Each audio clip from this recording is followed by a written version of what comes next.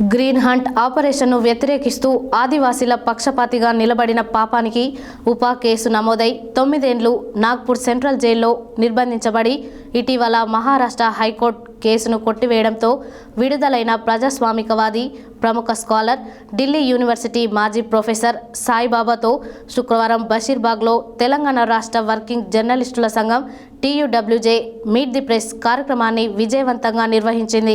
ఆయా పత్రికలు, న్యూస్ ఛానల్స్కు చెందిన 80 మంది పాత్రికేయులు ఈ కార్యక్రమంలో పాల్గొన్నారు. అనంతరం వారు మాట్లాడారు.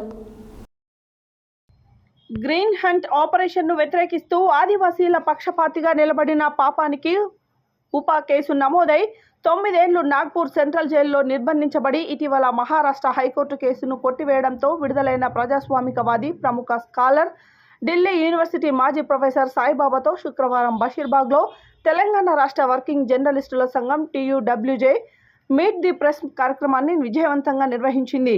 ఆయా పత్రికలు, న్యూస్ ఛానల్స్కు చెందిన 80 మంది పాత్రికేయులు ఈ కార్యక్రమంలో పాల్గొన్నారు.